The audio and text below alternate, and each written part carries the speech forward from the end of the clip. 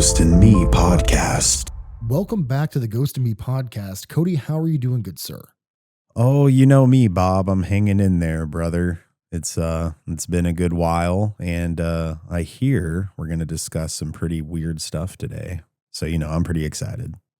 We absolutely are. And I want to apologize to the audience. We had to take a bit of a break. I had some personal life stuff get in the way, as it does, work and all that good stuff. Being an adult gets in the way of talking about what we really want to talk about and living out our dreams of being a Loveland Frogman hunter. See, I knew it was about to go there. Just dial it up to 11 right off the gate. Cody, what do you know about the Loveland Frogmen before we get into this and kind of dive into the history, the legend, the lore that has come out of Loveland, Ohio? I'm going to be straight up with you, Bob. I have no idea what, I mean, I'm assuming it's a cryptid of some kind, but I'm not sure. I don't know of the lore or the story. So I'm kind of going to be learning alongside the audience here. That's the best way to do this. So I'm very familiar with this story because, again, I'm from the Ohio River Valley. That's where I got my start into the paranormal space as a whole. And I have actually went out searching for the Loveland Frogmen on multiple occasions. So let's dive into some of the stories here. This is going to be a bit different. We're not going to start at the beginning like we normally do. We're going to kind of start at the most recent sighting and then work our way back, if that's cool with you. Yeah, man, that sounds great to me. Okay, so Sam Jacobs of Loveland, Ohio told Fox 19 reporters that he and his girlfriend were playing the game Pokémon Go near Lake Isabella when they saw something in the water nearby. What they saw, however, was no Pokemon. In the photo, we see a dark figure standing waist deep in the lake's waters, with large bulbous eyes reflecting, or perhaps casting light, brightly enough that it's clearly seen reflecting on the water rippling below. Who knows what the creature actually is? A model? A guy in a ghillie suit with a pair of LED headlamps strapped to his forehead? What matters is that the purported sighting is built around a much older legend about that area. It is also one that might have easily been solved well before now, though, as we'll see, the long-held tradition of keeping the legend alive may have effectively withheld the less sensational aspects of the story in order to do so. So up to this point, this is the first time I had heard about the Frogmen, Cody, was, I'm a huge Pokemon fan. Yeah, for sure. Like going back to 99, I still have my collection. I still actively collect now in 2025. I never really grew up out of the Pokemon Go era. And I'm sure you remember the Randonautica stories around Pokemon Go and all the weird, creepy Pokemon Go horror stories that gripped YouTube for a while, right? Oh yeah, dude, absolutely. And Pokemon Go was kind of a cool time, really. I mean, I know that it's still a thing. I haven't played it in a long, long time. But I remember when it first came out, it was kind of a sensation there for a bit. So it kind of recaptured some of that old, nostalgia surrounding Pokemon. But it's funny that you mentioned, that you still collect. I actually just bought some Pokemon cards, some newer ones at a garage sale a couple weeks ago. And I still have my my first generation collection as well. They're all still in their OG binders, man, ready to rock. Well, hopefully you have them in penny sleeves, because if not, that's bad I do. binder etiquette. No, I've got them in sleeves, dog. Perfect. You already know. Yeah, so I've often said that I think Pokemon Go was the closest that we've ever gotten to world peace. I mean, yeah, people were out exercising, you know what I mean? They were trying to catch the stuff they were trying to catch, I think it was a pretty cool invention, really. No, absolutely. And now I do know that it was really a foreign government just mapping out the US. I'm aware of that, but I still it was just Japan getting ready for Pearl Harbor too. Well, no, Fuck, so I probably can't say that. I mean, you know what? It's fine. It's in. We're here. But all jokes aside, that was Niantic recently published that was a thing that they were doing. It was just a mapping software disguised as Pokemon Go. Fuck. But they have to understand where to go when they land. Like Red Dawn, dude. Oh man, not Red Dawn. Yeah, kind of going back here to the episode. Pikachu Dawn. They're just gonna drop in wearing Pikachu costumes. No shit. Just start fucking murdering everyone. Everyone's phones are gonna start blowing up and shit. That have the app downloaded.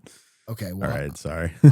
I'm still actively playing, so now I have Oh, to. you're doubly cooked. Yeah, I got to think twice now. But no, so I remember this story coming out, and I was like kind of shocked to an extent of like a cryptid came out of a Pokemon Go outing, and you have to bear in mind like this is Ohio. And there's all the memes about Ohio like not being a real place, not existing, that sort of thing. But I can tell you, as someone who now like lives in another state, has spent time all around the world, Ohio has a very weird like grasp because it's very central to a lot of like cryptid happenings and high strangest happenings in general. Where I lived was 2.5 hours from Point Pleasant, West Virginia, hour and 5 minutes from Loveland, about an hour and 15 minutes from the Ohio Grassman sightings, 45 minutes from Wright-Patterson Air Force Base. Like it is very central, and there's a lot of strange happenings that come out of Ohio and just the surrounding area. And I often blame that, or I guess credit that to the Ohio River itself, because as we've kind of delved into on a few episodes so far, but also just in a wider expanse here, there's something about like a major body of water, a roaring river that seems to attract high strangeness. Have you noticed that at all in your research you've done for your channel? Oh, absolutely, man. I think that, I've heard it both ways. I've heard that it attracts high strangeness, just large bodies of water in general. And I've also heard in more of a spiritual sense that spirits are particularly, and I know you don't believe in demonic spirits, but allegedly throughout these stories that demonic spirits can't cross large bodies of water, which I'm not so sure why that would be the case. But nonetheless, I've heard it all, folks. But yeah, no, I've heard that it attracts it as well. Yeah. Now, I think what you're referring to when you're talking about that they can't cross large bodies of water, it's that goes back to the ferryman and the toll that and this goes back to multiple faiths. So I don't want to say it's just a singular faith, but there's a handful of faiths who believe that that's how they kind of cross over to the other side. And it's It's not like that, via a ferry boat or like a ferry. yeah. So they have to pay the toll and then they have to cross the body of water to the Talos of Judgment. And again, this is like 5 different faiths. There's not just one singular one, but that's where a lot of this does come from. Um, That makes sense, really. I mean, like the river Styx, and I'm sure that Exactly. the Egyptians probably had something to do with that mix as well. No, they absolutely did. But yeah, kind of back to the Ohio River Valley, there's things like the indescribable Octo-Man. Which what a name, brother.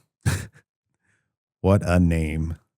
It's one of my favorites, and we'll cover the indescribable Octo-Man at some point. It's a rather short story, so we'd have to lump it into like some other Ohio high strangeness, but that was a bizarre one that occurred not too far from Loveland. But what's funny is like this sighting happened.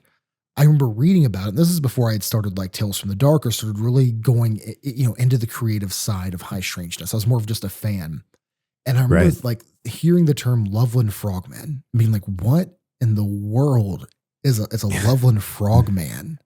I'm over here just like, what the hell is wrong with Ohio, bro? It, Albeit, I actually really liked Ohio several times I visited. yeah, it's a mystical place that no one wants to be, but very few people can actually leave.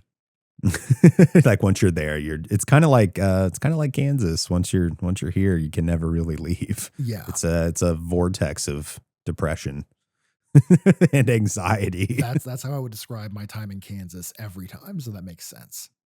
I mean, like we've got some cool stuff, but it's quite a bit lamer than most places, sadly. But it's not so bad. It's all right. Well, that's fair. So the tale of the Loveland Frog has been well documented over the years, enough so that any elaborate description here isn't really necessary. Nonetheless, a few general facts about the fable will help illustrate the creature's alleged history. The earliest known encounter dates back to May 25th, 1955, at which time local legend tells of a businessman who observed 3 leathery skinned frog like humanoids as he was driving the Loveland area. I want to read that again because there's a handful of very like prominent drawings and illustrations of the alleged creature that make them a little too frog-like. So again, 3 leathery skinned frog-like humanoids. Humanoids, being the root word there if you're trying to get a mental image. I just think of giant frogmen. Exactly. And that's the problem with the term. It's like Mothman. He really didn't look much like a moth. It's more like a Batman, but you couldn't name him Batman because in the 60s, Batman was all the rage. Yeah, Batman was already taken. It was copyrighted. Yeah. So according to the account given by Jerome Clark and his unexplained strange sightings, incredible occurrences, and puzzling physical phenomena, second edition, that's a hell of a title, sir. That really is, yeah. The time was approximately 3:30 a.m., and the figures were observed standing beneath a bridge near the Little Miami River. So the Little Miami River is a sub-crossing if you're heading down towards Cincinnati. The best way I can describe Loveland for folks who might be familiar, north of Cincinnati, it's relatively close to Micro Center. If you don't know what Micro Center is, then you're not a very cool person. I'm kidding. Micro Center is like a geek haven. And I was going to say all that I know about Micro Center, because I have yet to go to one, but I know that it's a magical place where they have 3D printers. I've heard that at least. Yeah, it's basically like a Walmart for just think like Fry's Electronics, but more. I don't even want to say consumer, more prosumer centric. Like computer building, 3D printing. They do have some like cameras, but that's not really their like hard focus. Right, that's fair. Yeah. It sounds it sounds pretty cool to me. So yeah, like I said, he's passing a bridge near the Little Miami River. The two figures appeared to be conversing. And at one point, one of the creatures lifted a wand-like device. I say again, a wand-like device into the air, which emitted sparkling light that startled the observer. The man then drove to the police department and notified Chief John Fritz, who felt that the man's testimony was sincere. So he is out driving, middle of the night, traveling salesman. This should ring eerily similar to Woodrow Derenberger, who had, it does, absolutely. Yeah, but where this takes a crazy Y intersection type of turn is he finds these frog-like humanoids, one with a wand, who is emitting sparks above their head. Which I'm not going to lie, sounds pretty cool. I love the fact that a wand is involved. See, I do too. And what's funny is when I heard this story the first time, the wand was the reason that I believed that he saw something strange, because up to that point, it's like, this could be anything. It could just be tall tales. Your brain does crazy things when you're extremely tired. That is also true. Like you can hallucinate and whatnot. Yeah, but the wand emitting sparks is so hyper specific that I'm like, he saw something. And now I want to know what he saw. Right. I mean, how many times, not necessarily here on the podcast yet, we might have discussed, I don't know, a case or two, maybe here and there thus far, but how many times have we heard of creatures, these supposed creatures, having things like wands, and conducting these magical spells, so to speak? I mean, it's interesting stuff. Yeah. Now, what also rang eerily familiar to me is, you're familiar with the show Hellier. Yeah, absolutely. So there was a discussion piece in season 2 of Hellier where they meet a young woman named Amy from Somerset, Kentucky, who she allegedly encountered a creature with a small cane style thing that he was, my memory is very fuzzy here. And I highly recommend anyone interested in high strangeness. Hellier is a great launching pad to get into this world, but absolutely. This is in Somerset, Kentucky, Pulaski County area. I'm not sure if it was in Somerset proper, but it was in Pulaski County, an area that you and I have spent extensive time in at this point. And honestly, it wouldn't surprise me if there was something out there with a wand. Yeah. And so I want to say this was described as a cane that he put into a hole in the ground that opened up some kind of a like passage, if I remember correctly. But more importantly, there is a history in this area. So Loveland is probably, if I had to guess, less than 40 minutes from the Kentucky border. Now, the story of Edidorfa, Aphrodite backwards, Edidorfa is a phenomenal, phenomenal tale. Very hero's journey-esque, where he goes to the center of the world. He has these beings. It's all centered around this strange cave system that does run north into Ohio. And we have time and time again this weird passage of creatures that have these bizarre similarities, from Tommyknockers to the Hopkinsville Goblins to the Kelly Green Men. which we had Geraldine on. There's Yeah. there's so many small parallels here that tie these creatures similarly enough together that it makes your mind wander to, is there an interconnection? Is this just an unknown species that happens to be using either the Mammoth Cave system or the Ohio River to get around? I mean, very valid question, in my opinion. And I mean, the Mammoth Cave system is so massive that something could theoretically live throughout it and we wouldn't have found it, perhaps. I mean, we've experienced some weird stuff in those caves, man. Absolutely. I mean, we've experienced enough that I know for a fact that it's entirely plausible that there's things that could have been in the cave system with us, and we weren't. We were in a large cave system, but not the biggest in the area. That there could have Right. been things that we could not have seen or could have hidden from us easily enough while we were in there with a group with lights. So just imagine the vast expanse of the Mammoth Cave system. What could be at the depths of that cave when there's no one else around? I mean, the depths, I mean, and now that I think about it, in most of the caves we were in, there was all sorts of hidey holes, man. Mm-hmm. And I mean, places where we couldn't even necessarily squeeze into or even look to see what could potentially be in there, let alone, they hear us come in from however far away. And, obviously we have lights as well, as you mentioned. But yeah, one thing that makes me think, and this was, I think, the last time we were in Kentucky, where I heard the machinery noises rather, in the back of that cave. And I was like, yeah, no, I don't want to go any closer. The vibes I was getting at that time were very, very creepy. Absolutely. And what's strange is that has been a repeating cycle, not just in the Pulaski County cave system, but as you get deeper into Cave City, Kentucky. They've referenced hearing these underground, machines. There's been several caves in the Table Rock, North Carolina area where you're going over towards the Brown Mountain Lights. Same deal. They're referencing hearing this underground machinery. There have been folks I've talked to that have been doing night fishing on the Ohio River that said it sounds like there's excavators beneath our feet where we're fishing. You look back, okay, well, not only is there a cave system nearby, but it's also the abandoned Cincinnati subway station is right below you. So what is Oh, happening? wow. I didn't know that. That's pretty cool. Is there a way to access that? Yes, I can't get into it on the podcast, but I do know how to Okay. get in there. It's Oh, not shit. it's not too hard if you peruse Reddit long enough, but I do recommend the listeners understand that you're almost guaranteed to get a trespassing charge if you go through the most popular entrance. That's the most I'm willing to say. That is very fair. Yeah, no, we'll talk about that off air. For sure. Okay, so continuing on with the frogmen here. A similar incident occurred later on August 21st of that year. 4 hours away in Evansville, Indiana, Mrs.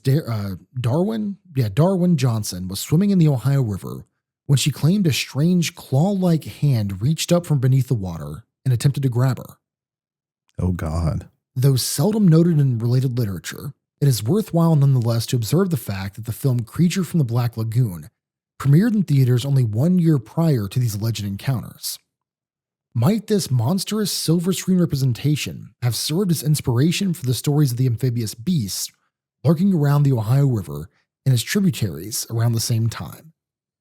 So that brings another interesting question of, is this all a hoax? Do hoaxes even exist, a la Alan Greenfield? Or is this art imitating life or vice versa?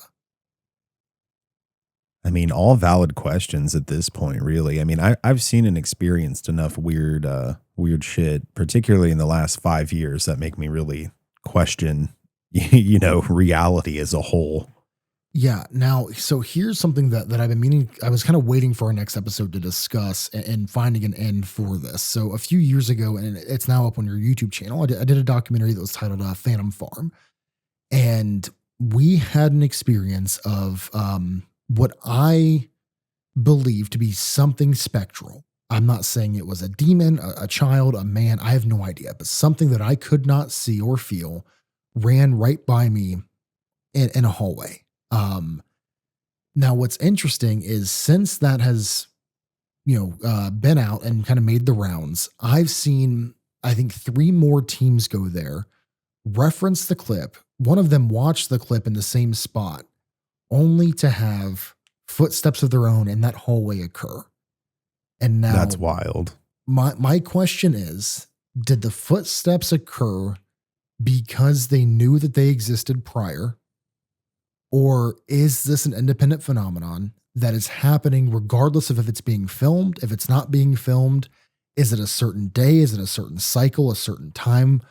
It breeds the question of like, A, can you even really investigate a location after just one night? I think we can both answer an area like Randolph County Asylum. No, you can't do everything in one night, no matter how much planning goes into it beforehand. But it also breeds the question of, again, did it happen because they wanted it to happen and they knew that there was historical evidence that this has happened prior, such as in Phantom Farm? And we had known to expect footsteps because we had heard from the young lady who locked us. I don't want to say that she locked us in. She did not lock us in, but gave us the keys and kind of locked up and left after we signed our waivers. We kind of knew to expect footsteps. So is that the reason that it occurred? Right. Like, did it occur because you were giving the phenomena, so to speak, energy for it to manifest? Like, were you manifesting it or feeding something? Or is it something that just occurs? Or is it something that's playing on like a loop? Yeah. Or in true paranormal high strangeness fashion, are they all in some way, shape, or form true all at the same time? I mean, my mind tends to wander in that direction. Yeah. I mean, there are obvious, like I can't say every single crazy story I hear is true, right? Because there really are crazy people, but people also do experience the unimaginable. And, it's hard to decipher, but I tend to go, like, if I can get someone and interview them in the first person or hear their first person take on what they say they experienced, I have a fairly decent judging character, and that's how I tend to gauge things. But, I agree with you, man. Is it something we're manifesting or feeding, or how do these things work? Yeah. Lots of questions. Well, and I think those questions right there are why people like Gray Barker inevitably completely commit their life to this topic. And in the end, just throw their hands up and say, I'm done. This is all insane. And it's so easy to see just from where we are. And again, we're, not even a decade realistically into taking this stuff serious in this capacity. I mean, very true. Imagine 50, 60 years of making this your passion to end with the same questions we're starting with here on this podcast. I mean, it wouldn't surprise me, but at the same time, it would also kind of suck. And I have a feeling we're going to look infinitely crazier in that time. Oh, without a doubt. I mean, what's funny is I think we went through a spiritual revolution in this country where it was okay to believe in these things. And then I worry, I don't want to say I believe, but I worry that there's such an oversaturation in the paranormal market because a handful of folks made a great living. I'm not saying they paid their bills. I'm saying they made $1 million. They have a museum in Las Vegas. They took a bunch of steroids. They took some, their shirt off to fight a ghost. I'm not talking about anyone specifically. Maybe they have like a weird 3-letter name. They might be like really mean to some of their camera crew and operators. They might take themselves super seriously. Super serial. Yeah, absolutely. They could have, maybe they went and like, they might've investigated the Tiger King location. Again, this isn't, I'm not throwing shit at anyone specifically. Definitely not Ghost Adventures. That would be insane. But for legal reasons, this is all a hypothetical joke. Yeah. But again, I wonder, with the oversaturation, are people going to be so sick of hearing about this that we go back into the dark ages of this is crazy, you guys are crazy? Or is the genie out of the bottle? Like, I would love your take on that before we continue. Because again, you're in a unique position where you are blessed enough, you worked hard enough to make a living out of this. When there's 1,000, for every one Cody Richardson, there's 10 million guys trying just to pay their light bill off of talking about the paranormal. Do you ever foresee us going backwards into, you guys are all kooks, this is all ridiculous? Well, firstly, I have to say it's really crazy to think about it in that particular vernacular, that it's like a 10 million to 1 type of chance to be able to do this for a living. But no, I mean, I did work my butt off, and I am extremely lucky to not only be in this position, but to have such a wonderful community around me and, you know, friends like yourself that make it all worthwhile. But you know, there are things, the way that I look at it is things can be like a rubber band, right? And you stretch things out long enough, you talk about the same things long enough, that it just may very well snap back to where we are in some sort of a state where, you know, it's more kind of back to how it used to be, where people are more dismissive and they will be like, oh, but this person, you know, they'll find every reason to try and pick apart a story. Not that people don't do that already, but it could become more of a widespread phenomena. I know as a content creator, one of the major complaints I get is that, you know, oh, all of you YouTubers or what have you, you all just discuss the same cases over and over again. And, you know, to a certain extent, that might be true, but there's also only so many cases to go around. But what they don't realize is that we tend to give our own unique perspectives on what exactly is going on in those cases, and perhaps bring forth some new evidence or new takes that maybe another creator didn't, or perhaps though, you know, things that haven't been mentioned at all before. So that's, I mean, obviously doing what I do, I have to keep an open mind about that kind of thing, because everything has been covered, right? But no one has necessarily, like, I haven't necessarily covered everything, and I always try to give my own unique spin on anything that I do. But without rambling too hard and being too full of myself, which I'm not, is I do think it's possible. Do I think it's going to happen anytime soon? That I'm not so sure about, but I do think it is possible that it could snap back like a rubber band. But then it's kind of going to just start the process again of talking about the same cases, like slowly over time. Perhaps opinions will change again. So I don't know, man. I hope that kind of answers it. It's a little long-winded, but No. That hit the nail right on the head as far as I'm concerned. And my advice I give to any young content creator is personal is universal, guys. Like Cody said, yeah, you might be telling the same story. Like I covered Helltown not too long ago, but I gave my experience from an Ohio native who's been to the location, who was familiar enough with the area to speak on it from my own perspective. I have another one video that I'm finishing today on the Centralia disaster. Now, it's a very big. The Centralia story is full of misconceptions. Now, there's probably 10 million videos on YouTube. I don't know if there's that many, but there's a ludicrous amount on Centralia. There's definitely a lot. And your boy's got a few that are ranked. Well, a few. I have one. Yeah, but out of the 60 or so that I watched, yours included, there were certain aspects of things not mentioned that you would not be aware of if you had not been there. That's very, very true. Yeah, no, I've been there twice. I reached out to my friend Danny, who went there recently, got some cool footage and videos, and kind of got to do a little mock interview with him for that story. And again, Nice. We're going to get back to the Loveland Frogman here in just a moment. But my point, like you mentioned, is you might tell the same story, but personal is universal. And it's all about your perspective on the case. Because I approach this from an investigator's standpoint of the paranormal, as someone who has been interested in this for over half of my lifetime, investigating for the same amount of time, but only really took it seriously in the past, say, 5 years. But I'm coming at it with knowledge of, I saw the rise and fall of the paranormal investigators. I think Absolutely. I think we're on a decline. I truly do believe we're on a decline. I think there's a handful of folks that are doing it the right way. And I think there's a handful of folks who are doing it because it makes money. And I think that Absolutely. I think we're overdue for the great awakening of realizing that anyone who watches things like Ghost Adventures, realistically, the newer Ghost Hunters, you're watching reality television with a paranormal theme. And nobody wants to acknowledge that, but that's all it is. This is, if you look at the model, if you're approaching this from a like a screenwriter's perspective, it's reality television with a paranormal theme. And we've gotten too far away from the core, which is what you do at Mystery Archives, of this is the story. This is the historical facts. This is my opinion. Then you have my approach, which is I'm going to take all of Cody's hard work and I'm just going to go there.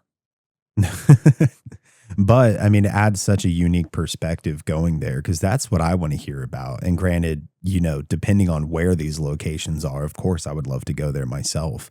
But it's like I want to hear what your takes are, what your experiences are. Because I can't tell you how many times now, at least over the last couple of years, you know, that we've really gotten to know each other, that we've experienced some very weird stuff in some very weird places at random as well. You know, there might not even be a historical context to some of the places we visited that, you know, strange things have happened. You know, like, for example, that one night when we were out, we were in a park somewhere. It may have been a national park. I can't quite remember. It's been a good while now. My brains are a little scrambled. But I remember we had stepped out of the vehicle and we had asked if there was anything there, if it could show us a sign. I remember things were getting thrown at us. Yeah. It was very weird. You know what I mean? It's stuff like that. Like, I live for that kind of stuff, man. And I want to hear people's encounters. Absolutely. I don't know. That's what gets me excited. One thing I did want to say as well, real fast, sort of still on topic, is the reality TV aspect. I think you're 100% correct on that. And it's interesting to see how much the younger kids eat that stuff up. I mean, granted, I kind of did too, but I had, you know, I grew up with things like Ghost Adventures and that type of content, right? I didn't get to experience from a young age the like paranormal creators on YouTube essentially doing the same thing or doing something similar. But man, the amount of kids that are interested in the paranormal, perhaps for the wrong reasons now, is kind of alarming. No, you're spot on. You know, everyone thinks they can go places and just stuff will happen and they can just record it and just make a ton of money. And it's like, that's not how any of this shit works, dude. No. What folks fail to realize is it's 90% sitting in the dark with your friends. It is 8% asking, hey, Cody, did you make that noise? Yeah, man, sorry. Bob, did you make that? Yeah, sorry, I was adjusting my pants. Like that's a huge chunk of it. Is absolutely. Yeah. And then it's that 1% of I think I just saw something, that then the real 1% of holy shit, I actually captured something. Yeah, that's also the shit that I live for. And it's rare. You know what I mean? Like, I would say that's probably like 1, maybe 2% total, if you're lucky, of your investigational time at a specific place. Yeah. Half my life doing this, I've caught 2 things on film ever that I consider legitimately questionable. I would never go as far to say I captured concrete proof of life after death, but I would say I've, on 2 separate occasions, captured something that I cannot explain, and not a single person I've ever shown it to has been able to explain it either. You talking about the shadow man in the park and then like by that gate? Yes. Is that one of them? Yeah. Okay, that definitely, I cannot fucking explain that one. We've been to that exact spot and tried to replicate it, and there's just no way. You know what I mean? I take every investigator I can there and I beg them, please show me. Please debunk this shit. Yeah, show me what I'm missing because it's driving me crazy. Dude, for real. Like that's definitely one. I mean, actually, I was discussing with a friend of mine a couple days ago now and this reminds me of it. When we saw, I guess what we would consider the fairy lights. Remember when we were in Illinois? Yeah. No, that was still in Missouri. Was it Illinois? No, it was still in Missouri. Oh, okay. My bad. I thought it was in Illinois. My apologies there. But yeah, we were out there and we recorded it with two different cameras. And, you know, we still could not figure out, or like basically when we got back, we were like, dude, we got these crazy lights. We just had this whole experience. And then there was nothing. And we played with that footage for hours. Yeah. And there was nothing. I've asked 2 local wildlife like management people, hey, is there anything in Missouri that does this? No. Yeah, no, you're sure. Yeah, no, there's nothing that does that. What are you talking about? Well, see, at first I thought, you know, granted in the time frame, it wouldn't have been particularly entirely out of the ordinary if it was fireflies. But the thing is it didn't look like fireflies. And I remember it was like something it was like, I don't know quite how to explain it. And I'm stumbling over my words here, but it was almost as if something was approaching us Mhm. and like leaving some kind of a trail behind it. That was that like those weird glittery lights, man. And I was pretty shocked that nothing came through on our cameras, Yeah. to tell you the truth. But yeah, that's kind of a story for another day. I know that our audience probably isn't super familiar. I can't recall if we've covered the full story or not on the podcast. But for example, that's, you might experience something and then it might not translate over to evidence. So, I mean, to get something that you can actually physically review is, I'd be ecstatic.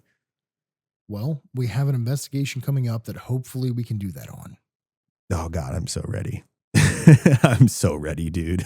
I'm well overdue for a solid hanging investigation. Okay, so continuing on here with the Loveland Frogmen. Fast forward to 1972, when a widely publicized incident occurring involving two Loveland policemen, an Officer Ray Shockey and Officer Mark Matthews. On March 3rd, 1972, at approximately 1 a.m., Shockey reported seeing a lizard-like object scurry across the road in front of his patrol car, which purportedly stood on two legs and observed him momentarily before climbing over a guardrail and disappearing. Within 2 weeks, Officer Matthews was driving in the same area along the Little Miami River when he observed what he thought to be a dead animal by the side of the road. Popular retellings of this incident state that as he emerged from his patrol car and approached the creature, that it, quote, stood on two legs and resembled some kind of frog or lizard. Matthews fired his pistol at the animal, and it reportedly dragged itself over the guardrail again, as in Shockey's encounter, and escaped towards the river. So the legend goes on, at least.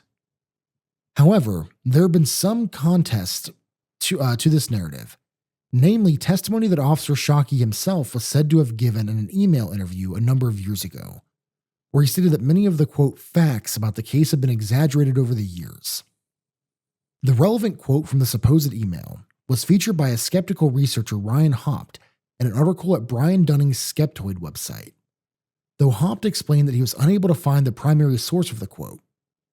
A quick search online, however, turns up that the source had been an article by Davey Russell for xprojectmagazine.com, which first appeared online back in 2001.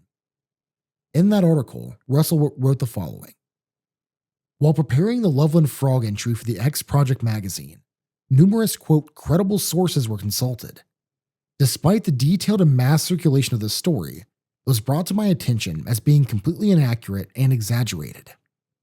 In an email interview with retired Officer Mark Matthews, the second police officer that saw the bizarre creature in March of 1972, he states that, quote, there's absolutely nothing to the incident that relates to monsters or the paranormal. The entire thing has habitually been blown out of proportion. So what are your thoughts up to this point, Cody? Because they're now recanting the police sighting, but 40 plus years later. Well, I mean, human memory is a very interesting thing to begin with, because people often aren't totally sure perhaps of what they saw to begin with, let alone what they think they saw 40 years later. You know what I mean? Yeah.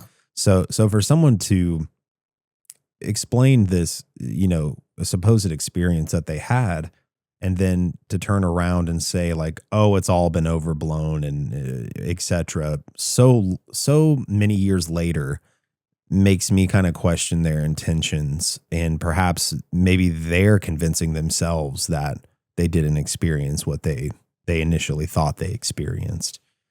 Very good point. Okay. I mean, I'm not, I was going to say, I'm not sure really.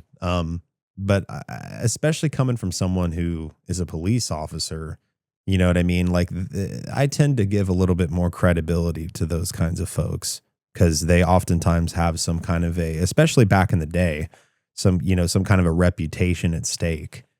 They don't want necessarily people thinking that they're crazy in an authoritative role. Yeah. If that makes sense. No, it definitely does. So continuing on here, perhaps some of the confusion lies in the fact that Russell does not explicitly state that he was the one who conducted the interview in question, although it seems that this is strongly implied in the excerpt featured above. Matthews also provided the following testimony about the incident. It was and is no monster.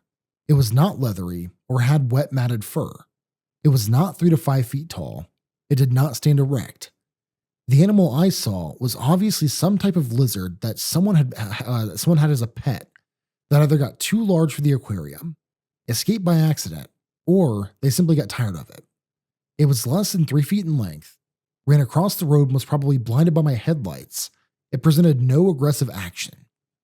My problem is he's leaving out, why did he shoot at the creature? Yeah. Why would you just randomly shoot at it if it wasn't any sort of a threat and you didn't feel threatened or scared enough to pull a firearm and let alone fire it? Yeah, I mean, how many places have we been at night where we've seen wildlife run across the road and our first thought was never get out and shoot at it? Yeah, no. If anything, we're trying to like dodge wildlife as we're out in the field. Yeah. So here endeth the story, at least so far, as any new suggestions that had been blown entirely out of proportion, weaving dodgy rumors and urban legends around a few odd retellings of events over the years. That is, of course, until Sam Jacobs and his girlfriend's alleged encounter earlier that month, of which he stated that he, quote, would swear on my grandmother's grave that this is the truth, adding that he wasn't sure whether it was a frogman or just a giant frog. Either way, I've never seen anything like it. Jacobs' encounter with a real-life Pokémon prompted more than just renewed speculation about the existence of the Loveland Frogmen. In response to the story, Officer Matthews once again came out of the woodwork, this time giving further details about the creature he and Officer Shockey observed back in 1972. Matthews contacted WCPO News in Cincinnati after hearing about the Jacobs encounter, explaining to reporters there that the creature had simply been a large iguana. This is a quote. I know no one will believe me, so I shot it, he said. Matthews recovered the creature's body and put it in his trunk to show Shockey. He said Shockey said it was the same creature he had seen as well. It was a large iguana, about 3 to 3.5 feet long, Matthews said. The animal was missing its tail, which is why he didn't immediately recognize it. See, that to me seems like a bizarre change in opinion and fact of now not only were the shots fired at the creature, they killed the creature, put it in the trunk, and then brought it back for further verification from the other officer. That seems like a very bizarre detail to add, yet again, this many years later, a second time after coming back out and recanting your previous statement. Yeah, I don't know why you wouldn't have just included that from the jump, really. Yeah, because... And I mean, an iguana that's also bipedal? I mean, come on, guy. Yeah, and again, there's a lot to this that doesn't make sense to me. This is one of those things that's like, it seems like every time the story comes back up, you're attempting to jump back in the limelight. And I'm playing devil's advocate here because I want the frogmen to be real. I think that it's a great story. It's bizarre. The iguana didn't have a wand, so why did you shoot the iguana? Like, there's a little, like, at no point was he like Avada Kedavering at the police car. It's an iguana with no tail. I grew up, I had an iguana as a child. At no point in time did I ever think it was casting spells on me. And I also never thought... God, I kind of wish you would have, though. Yeah, but I never once saw my iguana. I named him Bullet and said, I'm going to shoot you with my gun because you're outside. It's because his name was Bullet. He was already strapped. That's a good point. He would have fired back. So Matthews... Yeah, no, those are all solid points, man. I didn't mean to cut you off there, but yeah, it just seems to me like perhaps the dude is just trying to mix things up all these years later for one reason or another. Maybe he thinks it's funny or gets some kind of a kick out of it. Yeah. Well, so I have a theory that we'll get to at the end of why I think he could be doing this. Okay, fair enough. So Matthews further explained that the animal might have been a pet that either escaped or been released into the wild once it became too large to care for. He believed that the creature had taken residence near the warm pipes of a cooling facility at a local boot factory, saying, quote, as a way to stay warm in the cold March weather. For the most part, it does appear that the earlier email interview with Matthew jives with his more retelling events. Matthew did add, however, that a local author who had written about regional legends in Ohio had ended the written version of his story right after Matthew shot at the creature, leaving out the part of the story where the lizard's body was recovered and later shown to Officer Shockey. The story that we are left with is much like a number of similar animalistic humanoids that populate American folklore, ranging from the goat men of Maryland to the beastly Lake Worth monster of Texas, and a host of other creatures. And I want to delve into both of those. The goatmen. Yeah. Dude, that reminds me so much of Diablo. Dude, same. Makes me want to play it now. And yet, the story behind the story of the Loveland Frogman shows us more than just how one cryptid yarns appear over time and time again. Based on these kind of local legends, it illustrates the ways that folklore builds upon itself over time, even in the presence of facts which might refute the popular narrative. And it shows us that, at least in some cases, mountains can indeed be made out of molehills. Or, in the case of the Loveland Frog, that a lizard can evolve into an upright walking monster. So this is where the author kind of like lays this story to rest. Now, this is my frustration. Have I ever told you about when I went to Loveland to look for the Frogman? No, I don't think you have. So bizarrely enough, I didn't know I was in Loveland the very first time I ever visited. I was building custom gaming computers for folks, make a little bit of extra money. And I happened to drive right through Loveland to go to a very rich neighborhood that this guy was selling. I think it was a monitor and something else. I got it for extremely cheap because he just had no need. He wanted it, I think, out of his garage or something. And nice. I remember making a phone call, and the person I was talking to, I said, there's something that feels weird about this area. I don't know what it is, but something feels off. It reminds me a lot of Point Pleasant, West Virginia.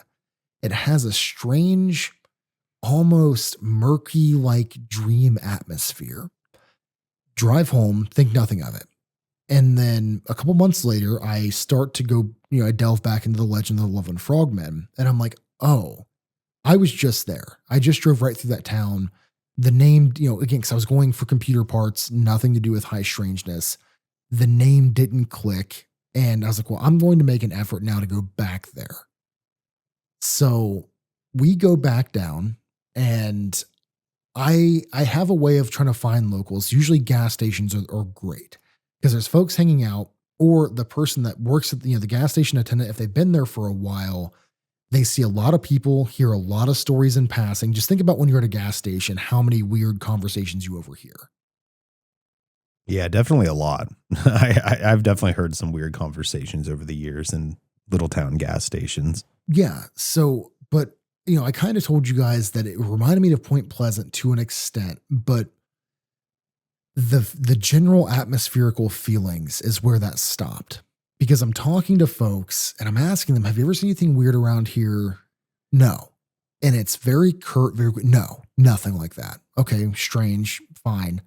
What are your takes on the Loveland Frog? It's all bullcrap. It's all fake. It's, don't waste your time out here. I'm like, man, you're like, okay, well, fair enough, I guess. Yeah.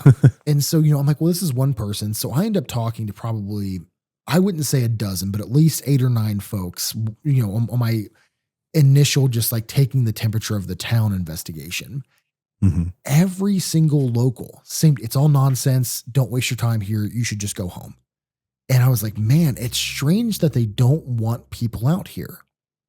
Yeah. I find out finally, because at this point in time, I had done a lot of driving through Loveland. I found the castle that's just randomly there on the river. And that sounds cool. Yeah. Again, I thought the whole Prince and the Frog potential combination was just kind of humorous, but I was literally hoping that the frogmen with the wands would live there in the castle. Yeah. And so we end up going to a restaurant. I have a conversation with somebody at the restaurant who tells me, the problem with you guys coming to town is everyone leaves a mess. It brings the wrong kind of crowd into the town. Like, you guys aren't coming here to spend money. You're coming here just to like laugh at us, make the whole town a laughing stock.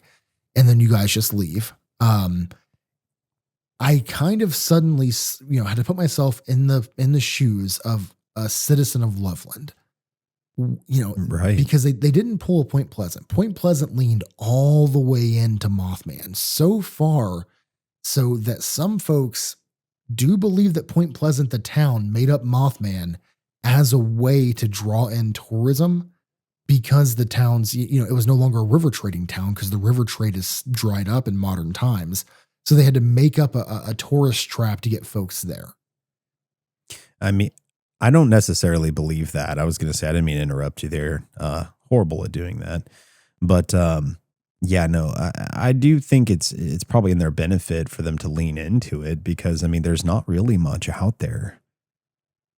You know what I mean? Like there is some industry, but there's not a ton. But I wouldn't take it as far as the town or specific people in the town invented it as a way to be able to draw in tourism. That just doesn't make a whole lot of sense to me. No, not even a little bit. And so I never put any stock into that personally, but I do know a lot of folks who did. And now I do know in recent times, the Frogman, there's now a Loveland Frogman Festival. And so I would love to go in and see, has the local interpretation of this legend, has it changed now that it's bringing some revenue to the town in the form of this festival, which I think is great. I think all local communities, if you have a cool story, lean into it. It doesn't mean that the town's not a good place to live. Point Pleasant's beautiful. I love it. And the addition of Mothman just kind of adds to, it's a nice little bonus of if you wanted to live in Point Pleasant. Now, what's strange is I do a little investigation with the Frogman. I was going to film a video. It was too dark. I didn't know how to do like a light rig. And again, this is years and years ago. I didn't know how to make night shots look good. But I kind of do a little investigation, do some driving. Nothing happens. Well, fast forward, I'd say 6-7 months, give or take. I am down in the area again. And I think I'm buying more computer parts, if I remember correctly. I drive on the outskirts of Loveland. I'm sorry, not London. And I was listening to a podcast about the Loveland Frogman. Because I want to say I don't think the anniversary had passed, but something had happened recently that was being discussed again. And I realized, I'm on the same road they're discussing in the podcast, which that's always a fun little thing to happen. And as I'm driving, I see something that I described it to this day as a totem pole that was moving. It was very skinny, very lanky, looked like it was made out of wood. And I swore it had some sort of like antlers or horns of some sort.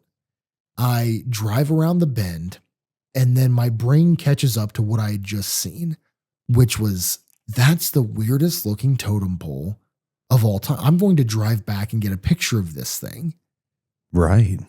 And I'm not exaggerating. I spent 45 minutes driving back and forth on this road and could not find it.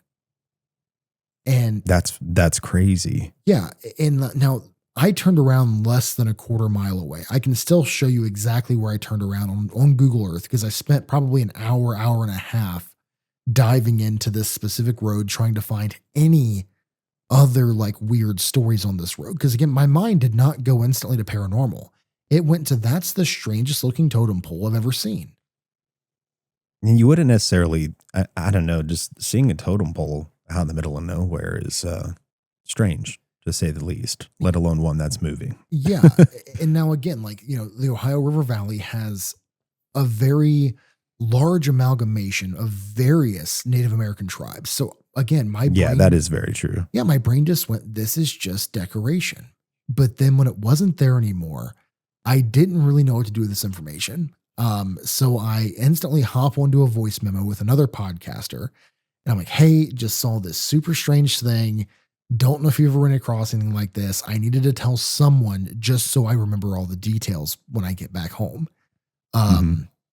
I make a post on Reddit on one of my throwaway accounts. And I'm like, hey, was just in the Loveland area. Wasn't looking for the frogmen. Saw this bizarre thing. Described it as a totem pole.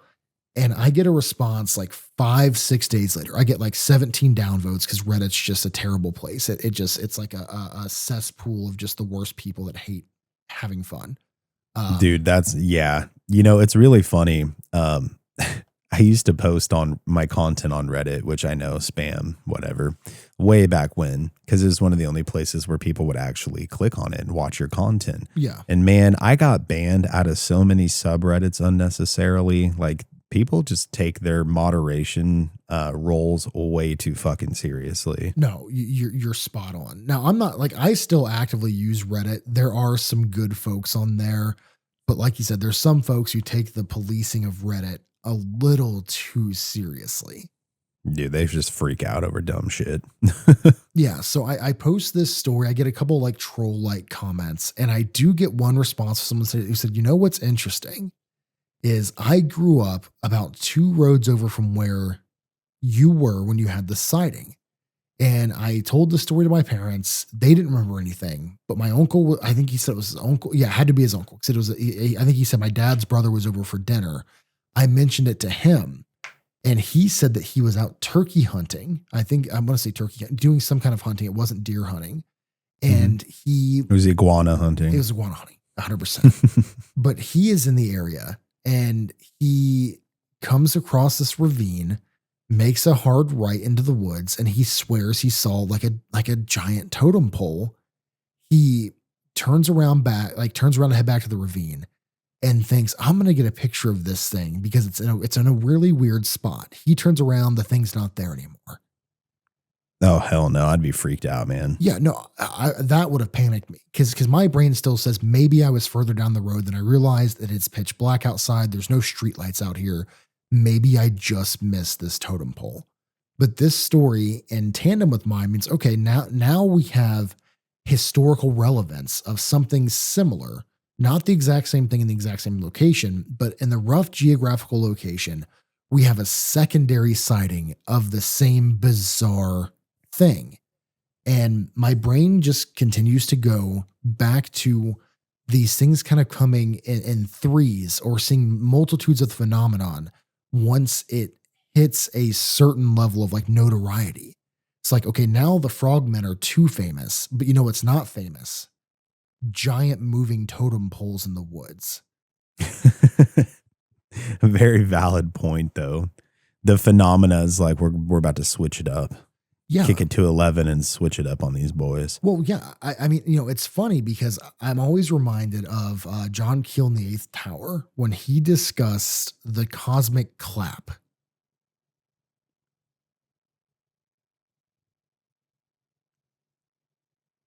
The cosmic clap. The cosmic clap.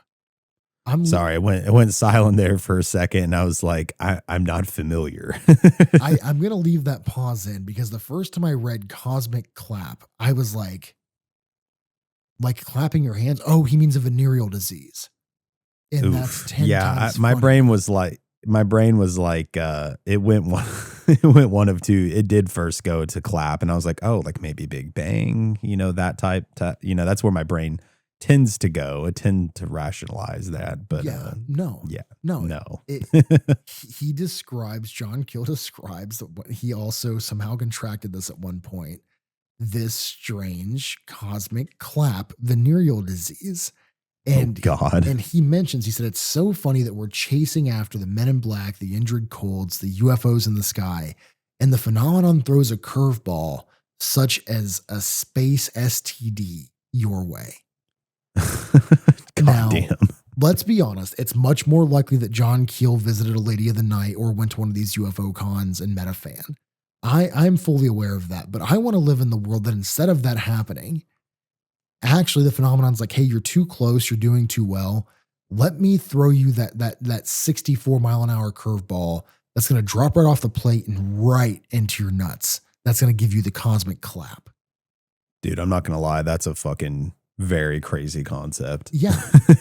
But it's something I've seen come up time and time again with full-time investigators that are when we start to find the pattern, all of a sudden the strangest thing you could ever imagine comes out of nowhere. And is it a way to kind of pull you off of the trail elsewhere? And because you're getting a little too warm and hot and cold. Absolutely. And again, but then that takes you down the path. And this is something, as we're at the end of the episode, I don't want to dive into, but I want to leave the listeners with the question: does that mean that the phenomena, the greater, great saucer in the sky that's beaming down all these strange things, does that mean that it has a level of sentience?